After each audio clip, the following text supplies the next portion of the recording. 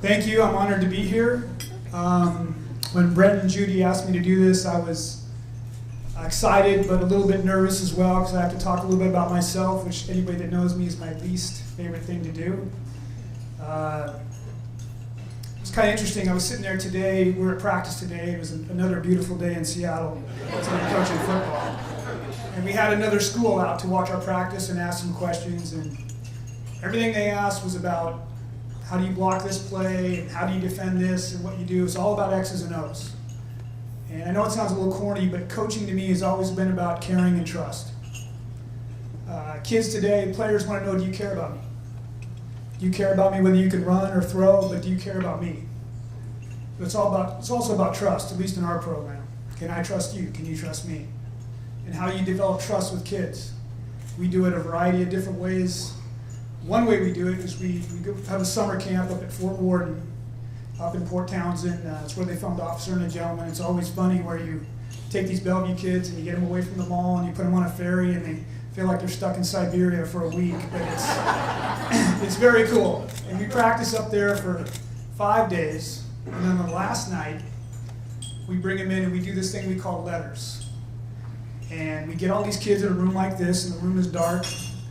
And we have parents and relatives and loved ones and friends, and they write letters to these kids about caring or what type of person do you want to be or everything other than football. And I always think it's better because people express themselves better through writing than they do in person. So I get these kids in this room and we hand them these letters and they go out into the park. And then they come back and they get to share. They get to talk about their lives. And to get 16, 17, 18-year-old boys to express their feelings is an incredible way to develop trust. And it's amazing. And it's interesting, I'll say, because high school is way different than I was there, way different than you were there, but the cliques and the groups, it's still the same. And our kids always say the coolest thing is you get to find out who people really are. I may have a kid that may live in a very affluent area, I might have another kid on Section 8 housing. They share the same problems, they share the same things. And they get to communicate, and they get to speak to each other, and you build trust. But to backpedal a little bit, before I do that, I have to tell them about me. They get to hear about me. Because how can they trust themselves? How can they trust me if they don't know who I am? So I tell them my dad was an alcoholic who left home when I was 8. I tell them my mom died of cancer when I was very young. To say that I was a good kid or a bad kid is an understatement. I wasn't. I was just kind of cruising through life. Didn't see any purpose, didn't see any self-worth. You know, and we always laugh when career day comes around because kids talk about career day. High school kids, the two things I always say. High school kids, the scariest thing, I have a 5-year-old daughter, they think they're invincible. They do. But they can't see the future. They tunnel vision, they can't see past tomorrow. Hey, what are you going to major in? I don't know. I mean, what are you going to do? I don't know. What are you doing this weekend? I don't know. I mean, they don't know. I was that kid. Until I met a man by the name of Terry McKinley. And he's the reason I'm here tonight. He's the reason I'm speaking tonight. This man somehow took an interest in me. He was an ex-Marine who served in the Vietnam War and was a great guy and gone through a lot. And somehow he met me and took an interest in me and sat me down and said, what are you doing? You know, what are you doing with your life? And I'm like, well, I don't know, what's the point? What was me, this and that? And he's like, look, you had a great saying that I tell my players all the time. If you don't like your life, change it. Change it. Don't whine about it. Don't complain. Change it. And he, amongst some other people, talked me into coaching junior football. I had no desire to coach junior football, especially in Bellevue. I'm a crossroads kid, man. Once you cross those railroad tracks, you're in another world, man. So I agreed to do it. Best move I ever made in my life. I went out to help a bunch of kids. I ended up helping myself. I ended up seeing things and changing things in me. And along the way, I met people like Warren Risori and Herb Mead, people that took an interest in me and mentored me and saw things in me that I didn't see in myself. You know, coaching football at Bellevue it's great. You know, all the success, all the championships, all that stuff. But success always comes at a price, and we have to hear about all the things. Do you recruit? Do you do this? I mean, we get blamed for global warming at Bellevue High. So, and it happens. But at the end of our spring practice, we always finish spring with a scrimmage with another team. And I don't even know where this started, but if you come to our practice on that day, you'll see the sideline layered with former players. Past, present, future, it's amazing. So when the scrimmage is over, we bring these kids in, and these former players talk to these kids. And the college kids will tell them, hey, this is what college is like, and this is what you got to look out for. And the guys that graduate from college will tell them, look, man, this is what the workplace is like. And if you think this is competitive, wait till you get to there. And then the older guys like me will tell them, hey, this is what being a parent is like. This is what true responsibility is like. But the theme is always the same. If you need me, call. If you need me, call. Here's my number. That's the brotherhood and the secret to Bellevue. And that's why I'm here tonight. That's what I believe in Jubilee Reach. Because to me, Jubilee Reach isn't about soccer or after-school program.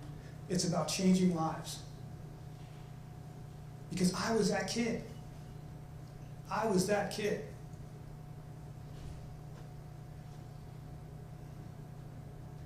Let's face it, there's no middle school athletics in Bellevue anymore. There's not. This is it. We're it. I hope you guys get behind this program. It's not a Medina thing. It's not a Bellevue thing. It's not a Tam-O'Shanter thing. It's not a Crossroads thing. It's our community. These are our kids.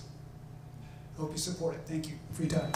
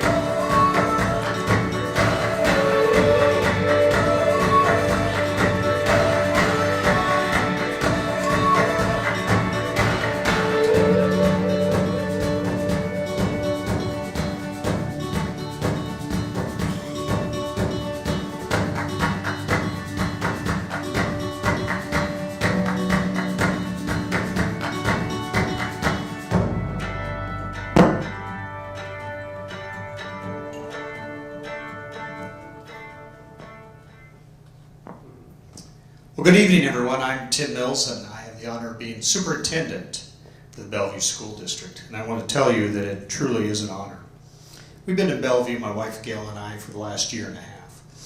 I want to tell you, as I first came to town, I really wanted to understand our community. I wanted to understand our schools. In fact, I spent last year doing a lot of listening.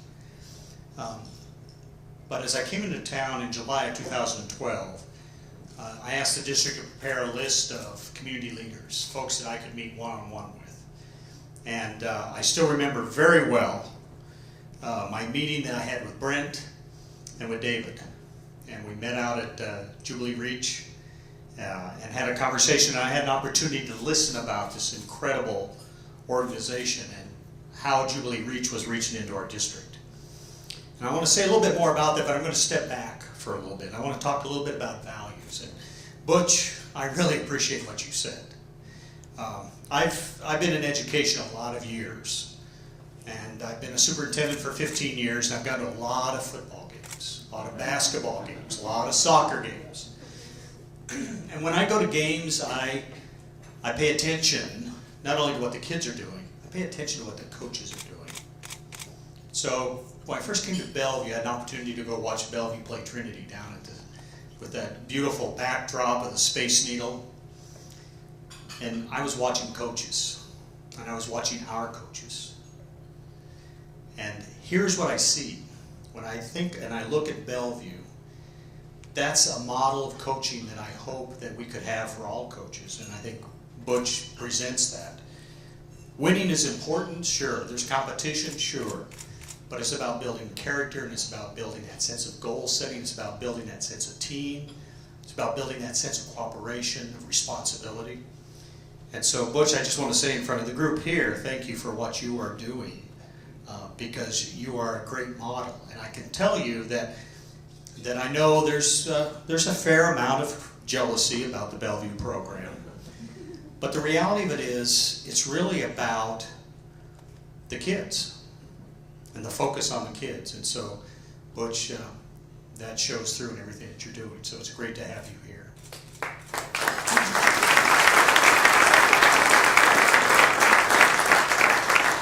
I realize I have a short time, and I hope not to extend it too long, but I have to say a couple of things. First of all, I want to emphasize that there is nothing more important in any community than education. There is absolutely nothing more important. And I don't care what you do or what your field is, without quality education, kids don't thrive as adults. There's not an opportunity. And so my wife Gail and I felt very happy to be in Oregon, and we had just been there 3 years, and then we got a call to say, think about Bellevue. And we really looked at Bellevue, and fortunately we ended up here. But here's why we ended up here. We ended up here because this is a community that clearly supports and believes in the value of education. It's a community that has supported for many, many years a quality education program. And that was very attractive to us. What I really believe is that in a school district, there's a lot of the technical work that we can do, the X's and O's. But it really takes that entire community to step up and support. So when I met with Brent, I loved the idea of love, listen, and learn. Love, listen, and learn. Butch talked about relationship. You know, that's what it always comes down to. And so you start with that premise, building trust, building relationships. And then pay attention to what people are saying, looking at what's going on, and then learn from that. And then you can develop the right action. So in our community, and I feel very blessed to be here, in a community that education has the type of value. And Gail and I attended a lot of auctions last year, because we are an auction-happy community. But I think the thing that's so great about that is whatever the purpose is, it's a community rallying around supporting the community. And fortunately, as superintendent of the school district, I see that support coming to the school district. So I think it's important that you understand that as we look to the future in our district, we've set some ambitious goals. And it's about 100%. We want 100% of our kids proficient in reading, math, writing, and science before they hit high school. We want 100% of our kids to graduate college and career ready with at least 20 college credits in their back pocket as they graduate, or a career technical education certificate that propels them into that next phase in life. And we want 100% of our kids understanding fully and deeply what does it mean to have a positive and productive life. So that's what we've set out for our 5-year goals for this district. And you know, there's a lot of the technical aspects that I know we can accomplish as a school district, but I can tell you that we can't do it alone. It's going to take the community to step in. And so that's what Jubilee Reach does. I love the saying, step in the gap. Jubilee Reach doesn't come saying you need to do this, you need to do that. Jubilee Reach first looks at what's going on and it says, where can we help? How can we engage? And so for us to hit our 100% goal, and I have to tell you, it's a fair question for people to say, really? Are you just saying that? And what I'm saying is Bellevue, this high-performing school district that has almost a 92% graduation rate, which most districts would celebrate, well, we celebrate it, but we also look at the fact that we have 8% who don't graduate. So what about that 8%? We have 85% of our kids that are proficient in reading it by the end of 3rd grade. Well, what about the other 15%? And at the same time, as we get all of our kids to proficiency, what are we doing for the kids that are already proficient? Well, we better be sure that they're prepared. And if 20 credits is too low of a standard for them when they graduate from high school, then let's increase what that looks like. And let's make sure that they're connecting to the community and understanding that involvement in the community. Well, we can only do that with the community involved and helping us and supporting us. And that's why I'm so excited about what I see with Jubilee Reach. The mission, the compassion, the caring that's there. Now it's very interesting because we were talking about relationship and that idea of love, listen, and learn. When I first came to town, there was a lot of conversation about, so Dr. Mills, and I prefer to go by Tim, by the way, but so Dr. Mills, what are you going to do about the teachers union? What are you going to do about working with the teachers union? Well, I want to tell you that our teachers stepped up in a way that this community probably doesn't recognize but should be very proud of, because I asked them to think about a different way of doing our negotiations, to do it from a standpoint of building trust and focusing on how do we solve problems to best serve kids. So our Teachers Association agreed to go through some training a year ago. We went through that training, we started negotiations, and in 9 sessions had a 3-year contract for our teachers. And that's about the fact that we built trust and there was a sense of caring. It's about love, listening, and learning. And we did that with our teachers. And so one of our teachers was asked, when the teachers were asked to ratify last June, so what'd you give up to get the contract? It's an old paradigm of thinking. You had to give up something to have a contract. And immediately, one of the teachers that was on the bargaining team said, we gave up animosity. Now that's the kind of community we want to live in. That's the kind of community we want to work in. And I want to tell you that having an organization like Jubilee Reach that really practices that love, listen, and learn, that really practices stepping in the gap where we are needed is so incredible. So I think of the pictures of kids that are up here. And I think about what's going on, whether it's the after-school program, any of the programs that Jubilee Reach, that is about building relationships, and it's helping kids know that we believe in them, that we believe it's possible, that we can help them. You know, Bellevue has changed over the years. And it still surprises me, being new to Bellevue, and when I talk to colleagues outside the Bellevue, they don't have an understanding that we are 46% in our schools Caucasian, 54% diverse racial and ethnic community. They have no idea that 22% of our children come to us from homes that qualify for free and reduced lunch. They don't recognize how Bellevue has changed. And at the same time, our teachers, our principals, and our community is standing up supporting kids. And frankly, that's what Jubilee Reach is doing. So somebody asked me tonight, and as we were visiting, how do you know that what we do at Jubilee Reach is working? I know because I hear from our principals. They say, this is what Jubilee Reach is bringing to our kids. So for us to get to that 100% goal, it is not an audacious goal, it is a big goal. I'm not aware of any district, any public school district in the nation that has accomplished it. We do it with great work from our teachers and principals, and we do it with an incredible community supporting us, and we do it with an organization like Jubilee Reach stepping in and filling the gap.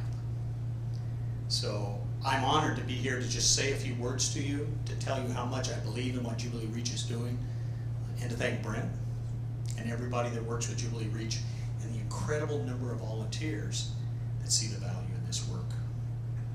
This is a great community. We have a great school district, and it only exists for one purpose, and that's each and every one of our children. So thank you for being here. Thank you for supporting Jubilee Reach. What a great place to be. Thank you. According to Ward, I'm Brent. I'm the lead servant, and I have the privilege of being part of a great team of staff, of volunteers, of site coaches. And I think that you heard that we love, we listen, we learn, we build relationships, we earn trust, and then so that we can hear the deeper needs. It's never the need that we think it is. It's something much deeper. And then we step in the gap to provide a hand up and not a handout. The stories are amazing, but that's our due diligence. We listened to a principal, Judy Buckmaster. She led us to 5 more principals, led us to counselors that live among the kids, then teachers, then city, Parks and Community Services, Human Services Commission, staff within the city. Steve Sarkozy gave us guidance. We did our due diligence, and then a principal said, Spencer Welsh, if you make a warm, hospitable place, they will come and you'll know what to do. Isn't that a movie? And we did. And it started for before school. And we talked to Judy and her counselor, Jean Verka, Aaron Boone with Wraparound Services of the city, and said, we'll start with 20. Give us the 20 that are most at risk, the most vulnerable in our schools, because we learned that kids were being dropped off at the school doors at 6, 7 in the morning, and school didn't start until 8 o'clock, 8:20. Because parents had to get to jobs to sustain their families. Can you imagine the choice as a parent? Or leave a child home? We heard from Stevenson Elementary, when Christy was the principal there, that a student hadn't been to school for 4 days. She finally, at the start of the next week on Monday, she went to the home. The girl's mother had passed away, and Dad had taken the baby, and he's on a delivery route, and said, you've got to get to school, and showed the way, and she had so much fear. She couldn't be home, or she couldn't be at school. That's what our students, that's what our principals deal with. So we took the 20, and it grew, and now today, businesses from this community cook breakfast for these students every day, and their moms and their dads, many of them, before they go to school. We love those who are loving those, and we see transformed lives transforming lives. The businesses that come in see the face of the need, and their hearts are changed, and then their heads change, and then their businesses change, and the conversation around the coffee pot at work changes, and we become a community. And now it's grown to hear that we start with a child who speaks the truth to meet the parent. We build the family, we build the community. And now we hear the need of, wrote down the notes of medical, we say another thing, that ours is not to duplicate or replicate, but to integrate, advocate, and collaborate with all those who are doing good works. So this isn't about us, this is about a whole community of people. Medical Teams International and a dental clinic, Puget Sound Christian Clinic and a medical clinic, various physicians and doctors and University of Washington and Virginia Mason and Overlake Hospital coming together for vision needs, and all of that has grown. And then, but that wasn't anything that we had planned. And then one day we hear that Club Bellevue, an after-school program that had been operating in the Title I schools for 15 years or so, we're putting out an RFP. They were cutting, it was with the school, with the city cut back in budgets. And we were encouraged to put out a bid. So we did it again. We called Judy, Elena Stevens with the city. We love, we listen, we learn, we build, hey, tell us what does an after-school program look like in a public school. And we stepped in the gap, we find a team, and we brought 2 people in. Hey, coming out of business, these are not the 2 guys I would have hired. A former gangster out of Sacramento that was about 19, I thought he was about 24, and a young African-American kid that had run the teen services in the city, or been part of that, in the summer great camp, and he served at Jubilee Reach. That's the team was selected, and we go in, and then we find we're assigned what would say the highest needs middle school, Highland. I didn't even know where Highland was, and I'd been driving by it for about 20 years. And then it happened. We brought collaborative partners together, and the church from across the street showed up. And about a week into the program, it happened. A lady is sitting at the crafts table, an 80-year-old lady from the church across the street, loving kids at the crafts table, and the tough kid comes by. He gathers up the crafts and the beads, and he stuffs it down another kid's back. And the lady's astonished and asks him to stop, and he spits on the floor in front of her. And she asks him to clean it up, and you can imagine what that looks like. And then another kid does it. Carlos walked across the room, talked to the two kids, and they left. And about 13 kids followed him. And he walked to the gym, and he picked up a bowl and a whistle and about 14 cones. And I walked in there, and they're playing soccer. There's about 10 or 12 girls watching this.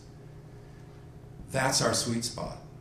Those most at risk, those most vulnerable, those most at need. We know their names, we know their faces. Every school, every principal knows them. It's called their watch list. Those who are most vulnerable, those who didn't make the choice to be where they are. We see the end. That was the start of sports. And then the knock on the window 2 weeks later, Anissa Barrieno sitting in her office. These principals work long and late and hard. 6:30 at night, and there's those two faces and one more.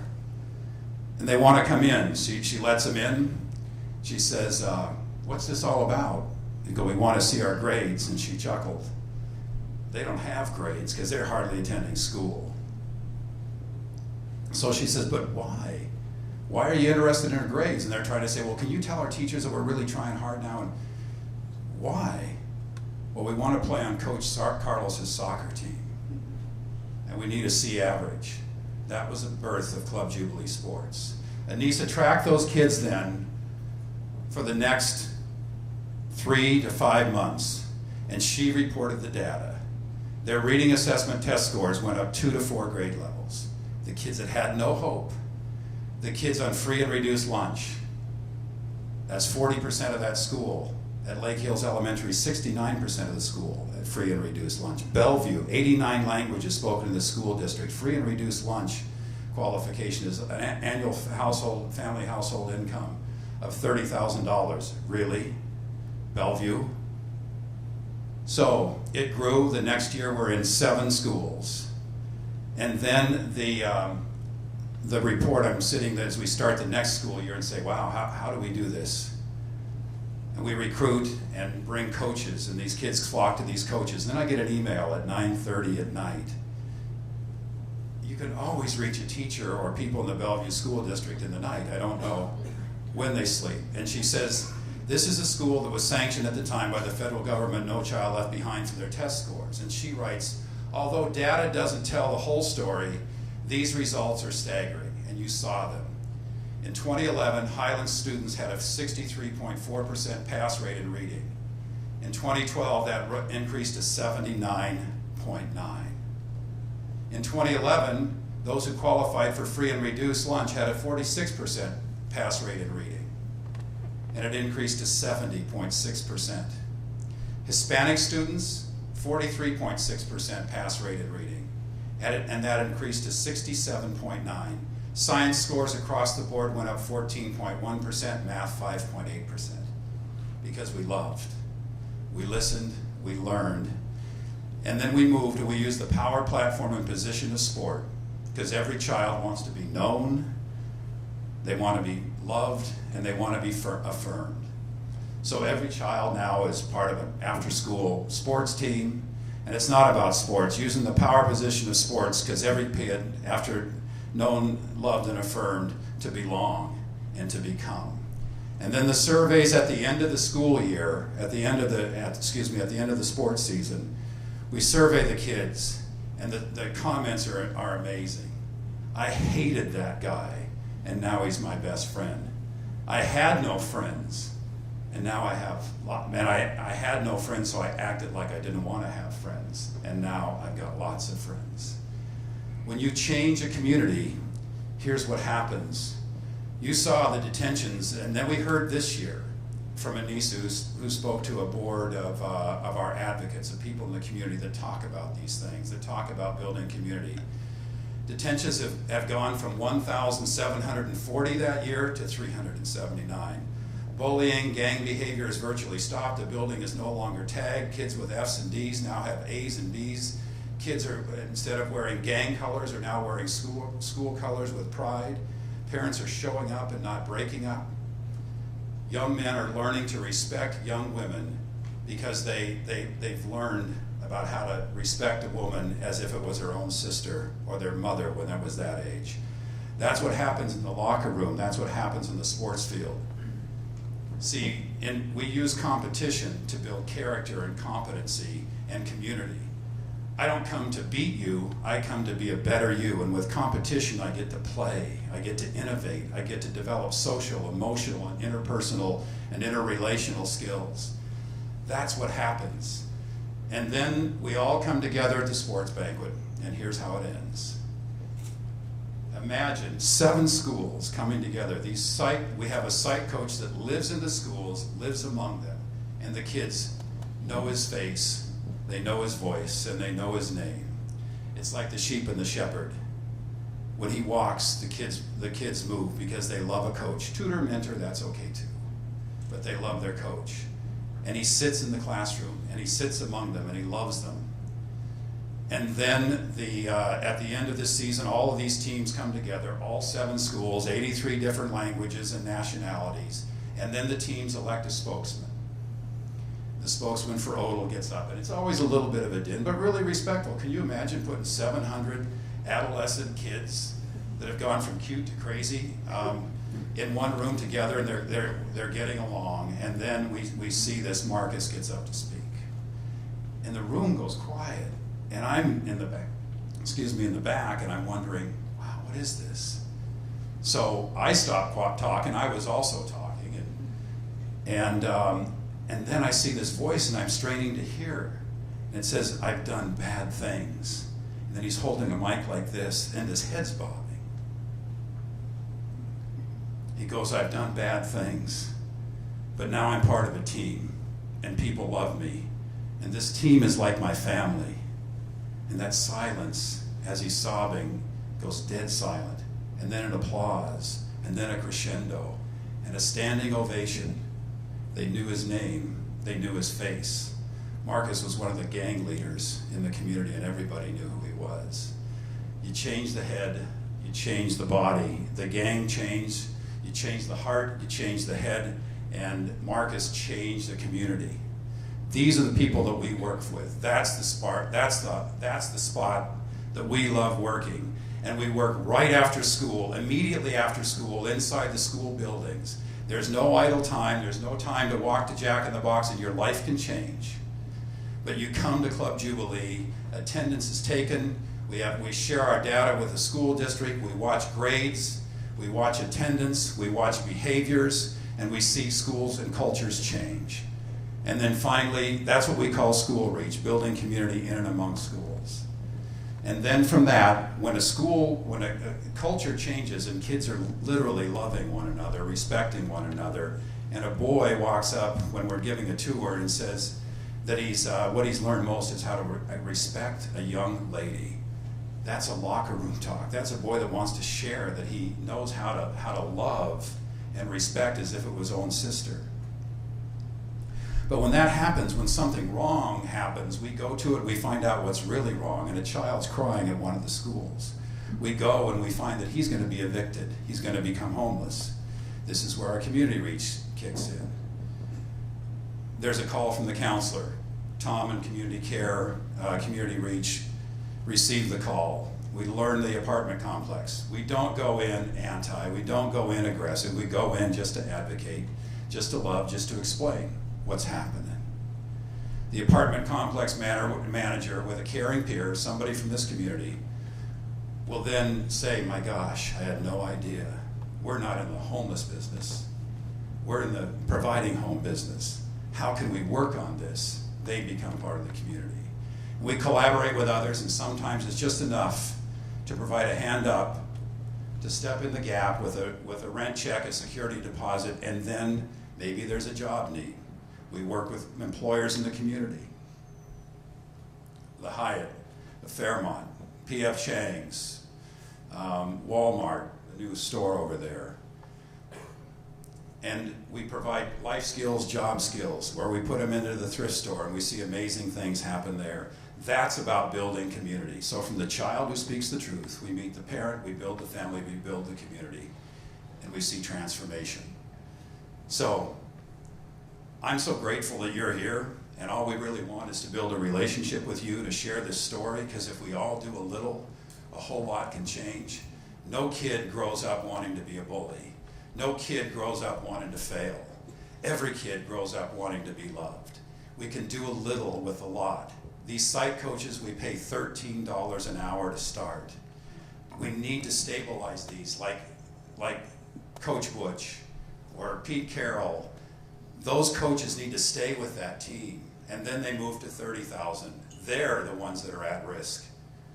And so we're here to just sustain and build this. And we can look at this in many ways. So I want to introduce a member of our board, a guy who's got a real heart for this. And first, thank you for being here, for listening to this, for being part of this community, for spending your Monday night. And meet our board chair and good buddy and friend, Michael Johnson.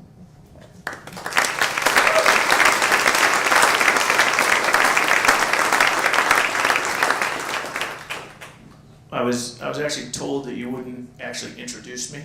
So I was asked to be on the board about 4 years ago, kind of in the early stages of Jubilee, and I've never been a board member. I'm not really a board member type. And so I actually agreed to show up at board meetings because I said, as long as you don't call me a board member, because it's just not me.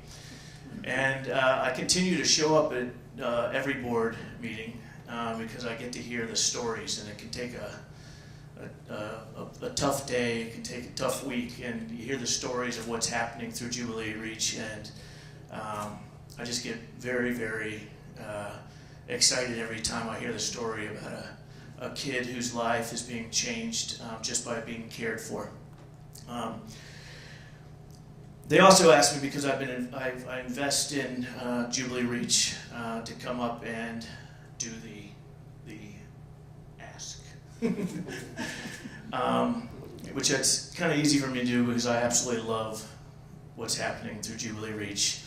And you guys do have envelopes on the table that you've been asked not to peek, but I hadn't peeked until right before I came up here, and I did peek. And one of the things it says is how we're just addressing the vulnerable in our community. And one of the things that I always love to talk about is that, you know, the easy things to see, and the kids, statistics and test scores and kids in trouble with gangs and everything, that's the easy things to point out. But the reality is all of our kids are vulnerable to being just growing up and being teenagers. And Butch had mentioned kind of the cliques, and we know that it's hard to be a teenager. And I had an experience where I was with a group of guys, a group of adults that took a bunch of kids down to Mexico. Most of them were Bellevue High School kids. And the first thing I noticed was these cliques were just so prevalent and so obvious. And at the end of the week, I had the kids had a chance to go up and talk to the adults that they'd been hanging around with the week, and I had a kid come up and sit down next to me, and he was crying his eyes out about it being the best week, and how he just loved how all the kind of division and all these cliques and labels that were under just kind of dropped, and everybody became one. At the end of the week, they all were one. And the beauty of it is this kid was one of the stars on the Bellevue High football team. He was a kid whose family lived on the lake. He was a kid that kind of stands out. He's one of those kids that's one of the real popular kids. And one of the things I discovered as I kind of hung out with him then and even afterwards is he struggled on many fronts because he wasn't, where he felt a need was he he didn't really fit into the AP program and the academics of Bellevue High. And as we heard from our superintendent tonight, we've got a very high, it's a high driving, it's an incredible, we're all thankful for the Bellevue School District. But the reality is all kids, regardless of what you look like, all kids are vulnerable to not feeling like they fit in everywhere. And the only thing that changes that is having more caring adults around them. And that's really what we were talking about tonight. What Jubilee, the whole story of Jubilee is talking about those heroes we have in our community. Carlos and Jonathan, who Brent talked about, are really just like Mr. Rosori and Mr. Meat in your life, Butch. And it's something that is Jubilee. Again, I get to witness it, and you can never share all the stories, but it's the part that we can't see, the kids' needs. If you don't care for them and let them have that trust where they have somebody they can share their life with, they can't excel. And it's again, it's what Jubilee Reach is all about. And as Butch said, I actually showed up, even though I'm a board member. I showed up because I wanted to hear Butch. I've always heard about Butch. I didn't have any kids that played at Bellevue High football, but I've always heard about this guy. And we know he's kind of a legend in our community. I've always heard he's a really quiet guy and he just cares about kids. And I'm just honored I'm glad I came and heard your story. And just, I'm very much like you. I was one of those kids, and I just had some people invest in my life like you did. And I think that's what this whole night is about. And I don't really have to do the ask because everything's already been said tonight. We really need your support. The city is invested in this, the school district is invested in this, and Jubilee's invested in it. And the one kind of pillar we've needed is kind of leading families and businesses in the community to step into this so we can kind of build the foundation of having more of Carlos and Jonathan's across all the schools. Mostly everything's been in the middle schools, but the high schools are asking for Jubilee Reach. The elementary schools are asking for Jubilee Reach. And we have to get the kind of the core, those leaders, those kids, those adults that care about kids in there. And then one of the reasons I invest is I'm in the investment business, and I happen to like leverage. And this, I run a hedge fund, it's all about leverage. And there's just an army of volunteers that fall in behind this infrastructure that I haven't seen in any other organization. Something and to me that is leverage. And I think more and more people and more kids that are impacted will see more volunteers.